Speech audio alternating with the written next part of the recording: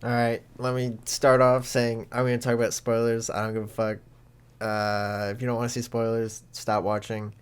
Um, I had a lot of hype for this movie, and I just thought it was not great. I don't know. I don't think it's a bad movie, but maybe it's just because my expectations were so high. I love Demon Slayer. It was good as fuck. Episode 19 was absolutely insane. I would say easily my favorite fight in any anime. It's it was really fucking good. And this movie just did not hit the mark for me. And I think the biggest issue was just I didn't give a fuck about Rengoku. And I know they didn't have a lot of time, but I don't know. I don't know. I just didn't give a fuck about him by the end. And I don't know, it sucks that they didn't have enough time to develop him, but he just wasn't developed in my opinion. So I don't care. It was cool seeing a Hashira go all out. This fucking movie looks as sick as you would expect it to if you've seen the first Demon Slayer. It keeps the Demon Slayer style and it keeps doing the Demon Slayer thing of looking good as fuck. But as cool as it was to see Rengoku go all out, I just didn't give a fuck when he died. Like, I actually couldn't care less. Um, but so backing up a bit, the movie is basically divided into two villains. The majority of the time is spent on the first one, the guy that is a dream dude. He's like one of the numbers, but he's like a shitty number, so he's not like one of the most elite dudes, but he's still pretty powerful. And basically, they all fucking fight this dude that puts him to sleep, and it's fine, but it's kind of just okay. Their dream sequences are kind of cool in some cases. It's kind of cool seeing Tanjiro, um, grapple with his past. Kind of shows how far he's come. It's kind of cool seeing Rengoku's past, but there just wasn't enough there for me. I thought it was a good opportunity to develop the fucking what's the fucking beast guy's name? Fuck. Inosuke, that dude. Him and Zenitsu. I thought this would have been a good opportunity to kind of flesh out these characters more, and they kind of just memed them.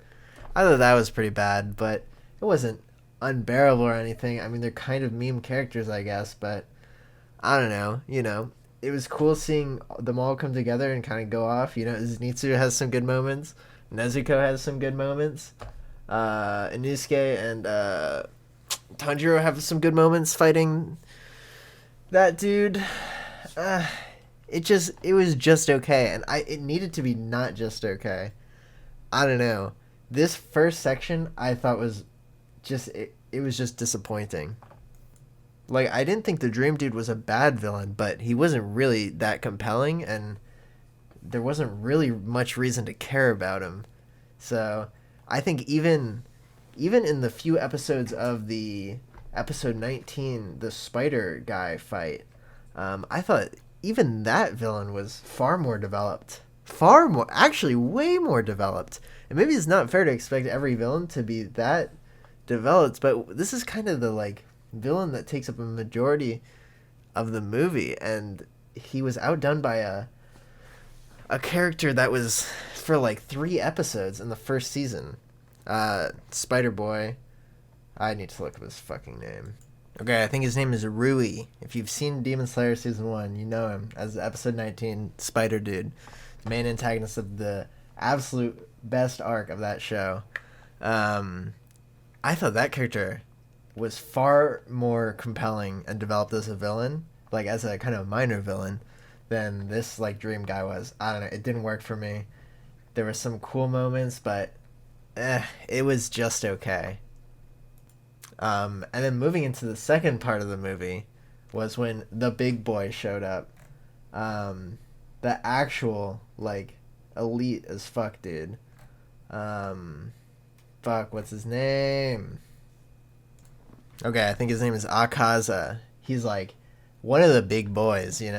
And this dude just is so fucking OP. He actually just destroys Rengoku. And while it's cool seeing Rengoku go off, he just kind of gets rolled. And I mean, I'm not really complaining about that. It would have felt really dumb if he didn't get rolled, because this demon dude just seems absolutely untouchable OP.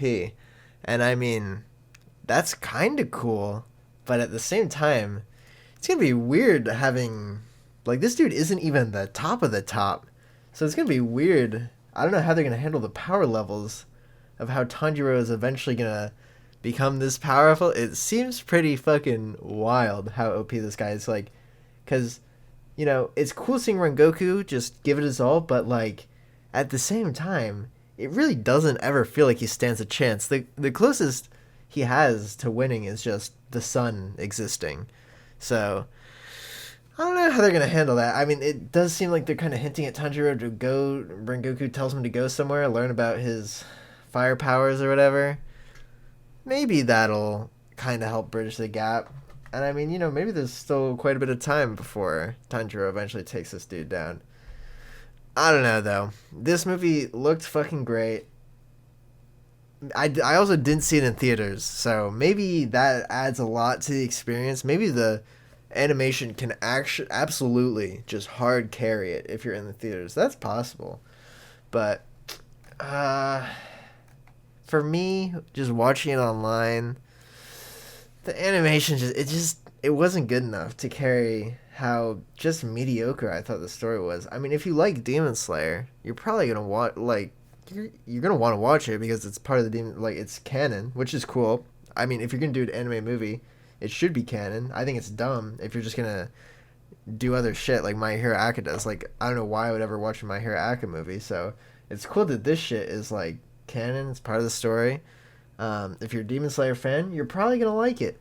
But I don't know. I went in with high expectations. You know, a movie was a great opportunity to, you know, add some depth to these characters. Give a sick as fuck death to Rengoku. And Rengoku, I didn't give a fuck about him. Like, he was kind of quirky and cool, but, like, it just wasn't enough for me. I just didn't feel anything by the time he died. You know, it was like, oh, he's dead, I guess. Lol. But, I don't know. Maybe, I'm sure most people will love this movie. If you liked Demon Slayer, watch the movie. But, like, if you were just whatever about Demon Slayer, I think you're just gonna think this is a really whatever movie. And, you know, for how absolutely insanely successful the first Demon Slayer season was, like, I really wish they did more with this. I don't know. Yeah, I guess those are my thoughts. Normally, this isn't really something I would touch on. It's not, like, my favorite genre or anything. I like Demon Slayer, but, you know, I think it was just such a weird letdown that I wasn't expecting, that I was like, fuck, I'll talk about how whatever I thought this movie was, so, yeah.